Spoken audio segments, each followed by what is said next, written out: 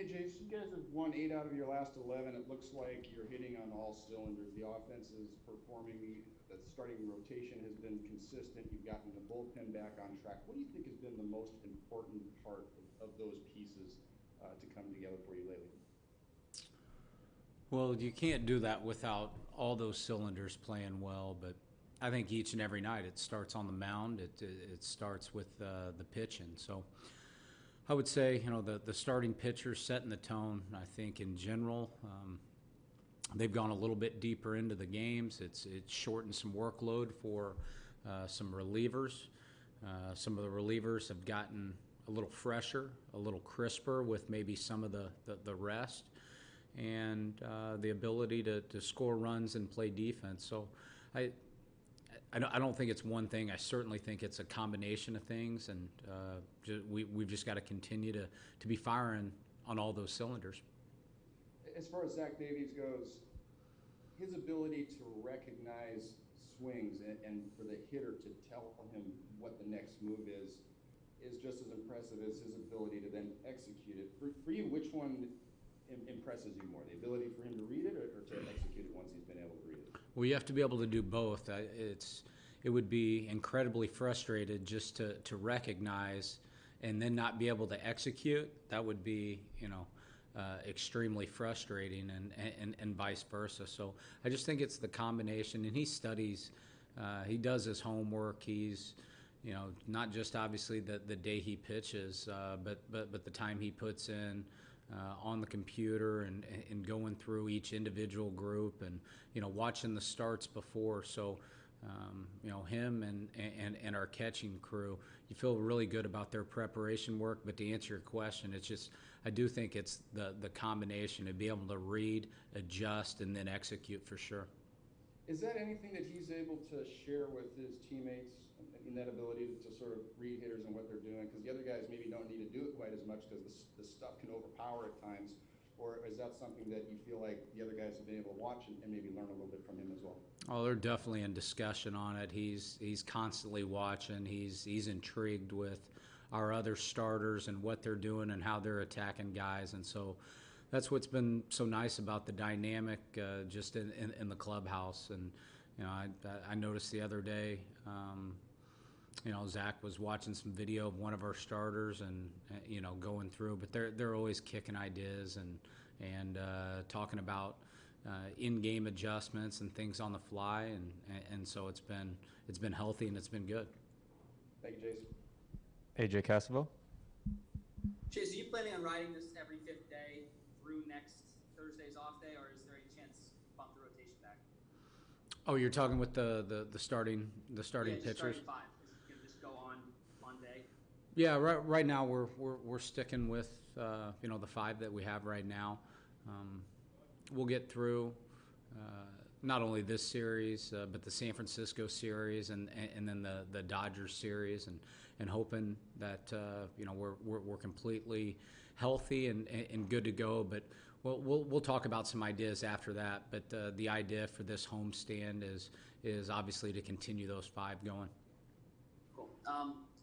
You've been getting a whole lot more offensive production at catcher. Both guys have been handling the defensive side pretty well. What can that do for an offense when it's a spot that generally is defensively focused, but you're getting the offensive production that you're getting right now?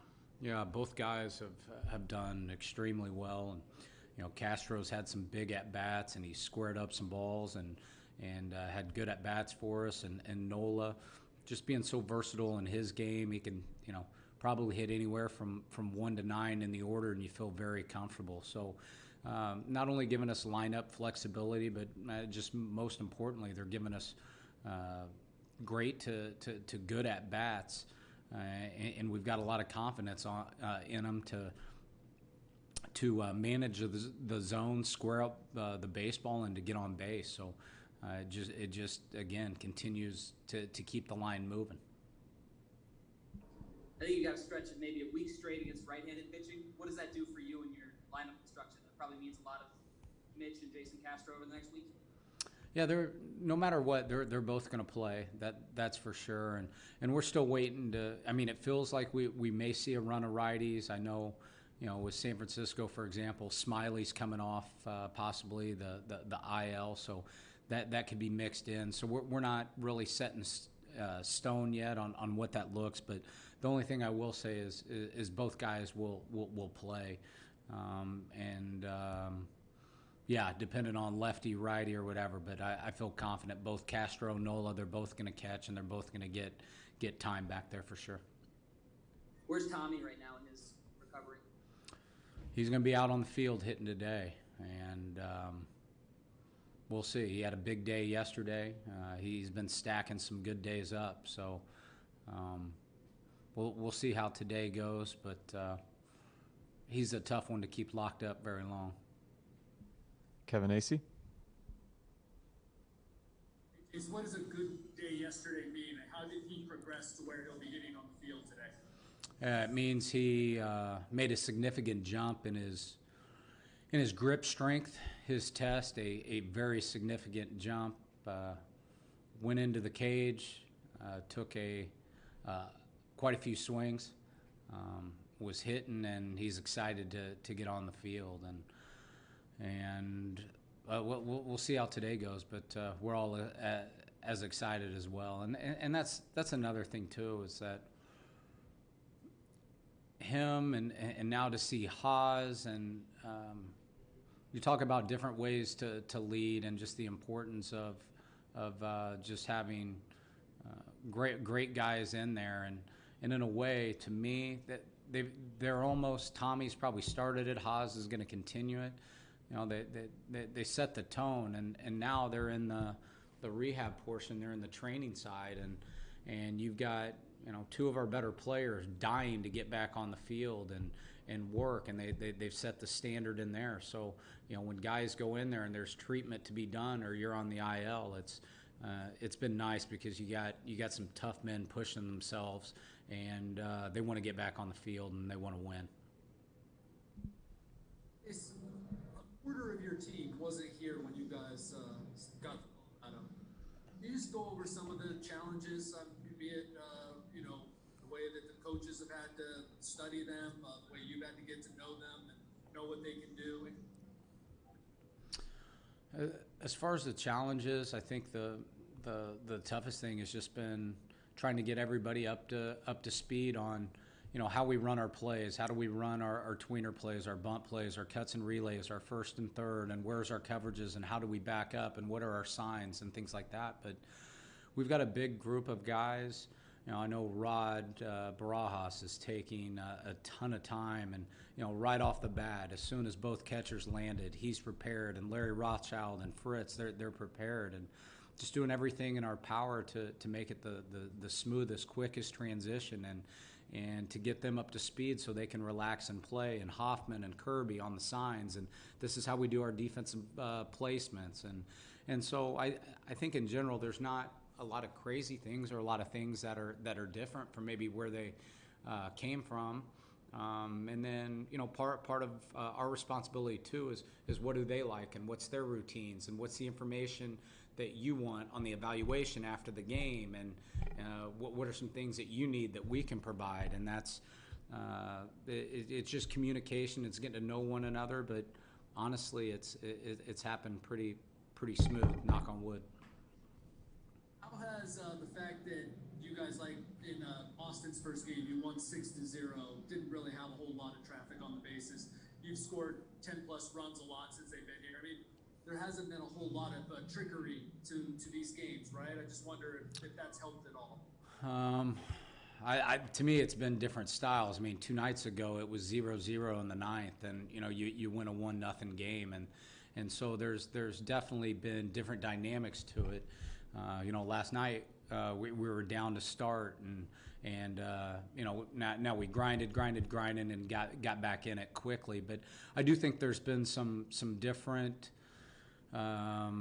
different styles of wins. I think of the Anaheim game, we ended up winning by quite a bit, but I believe it was 3-3 in the 8th before we broke it open. So we've been in some tight ones for sure, and it feels like coming off of the the last half or the last game of yesterday, it feels that way, but that's probably not the reality to the majority of how it's gone.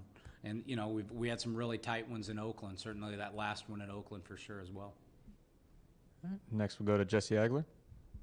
If I could just go back to Davies for a second, maybe if you could give a tangible example of the way he reads the swing and what he does after that. I feel like we've talked about that a lot this year, but just to sort of maybe, better explain what it is he's seeing. It doesn't have to be a real example, and then what he does in terms of the adjustment in and back. Yeah, I think he's really good at trying to pick up what hitters are sitting on or location that they're sitting on and being able to adjust. So if he sees somebody on a pitch, maybe the pitch is fouled straight back, or the way that maybe just a hitter took a pitch, being able to, play a little bit of a chess match and be able to think along and, to go to the next level. So, he has that ability that comes with time, that comes with a lot of experience and seeing swings. And then probably most importantly is he's able to do what he wants with the ball in general and be able to get it to spots with different pitches and different movements. And so it's one thing to be able to think along with it. I think probably the most important thing is being able to command and execute those pitches, and that's what he's done a really good job of. Thank you. James Clark. Jayce, I was wondering if there's any progress on Francisco Mejia right now. Yeah, he took some swings yesterday. He hit off Pagan and a group of pitchers over there, and he's bouncing around the field a little bit, catching. All those guys were a little bit, after the trade deadline a little bit, were a little bit shorter on position players over there. So the guys are bouncing around and playing different positions to fill voids so they can get their 4, 5, or 6 innings throughout the day. So he continues to progress. He's feeling healthier and healthier each day, which is good news. Is there any plan on using him around the field? I know you said he was bouncing around the field as far as getting his reps in. Is the future for him kind of up in the air as far as where he plays position-wise? Oh, he's still going to work at catcher. We know he's got the ability to run to left and to be able to do different things, and he has the ability to play the infield coming up as an infielder. So the main thing is we've got to get him to 100%. We've got to get his confidence back health-wise, first and foremost, and we think we'll get there. And then the next thing to come is just the confidence in swinging the bat from both sides of the plate and swing the bat like we know he's capable of. I know it's difficult to get around the city right now, but are you getting a lot of feedback and excitement from the fans of the style of play of this team? We really can't go outside, to be honest with you. And when I'm, going home from the ballpark, we're usually, masked up and it's late at night. So, I'll go for a run here or there, but I've got my headphones in, so I'm really not hearing too much. But I think, in general,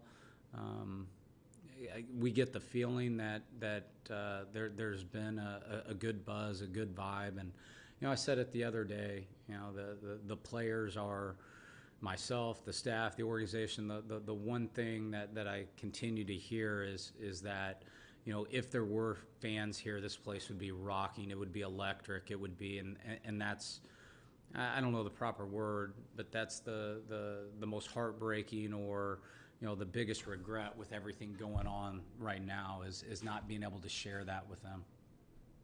Thank you. All right, we have time for just a couple more. We'll go to Annie Halbern. Hey, Jayce, we've seen with Tommy, he's been on the top step watching games and been part of the post-game celebrations and whatnot. What's he been like as far as being engaged and impacting the team while on the injured list? Has he still been a big part of kind of the work that's been going on and the stuff in the clubhouse and whatnot? Yeah, he's been everywhere except really, in the batter's box during the game. So usually the first part of the game he's continuing to do, his 3rd or 4th dose of treatment and exercises and rehab, and then he's able to sneak out around the 6th or 7th, and he's over there. supporting the guys, pulling for them, helping guys out. After games, he's passing out game balls and help leading the post game celebrations, the things like that. So he's been a part of it, and with his primarily focus is he just wants to get back and contribute and be in the lineup and be in left field and do everything in his power. So that's really where all his focus and energy has been. Thank you.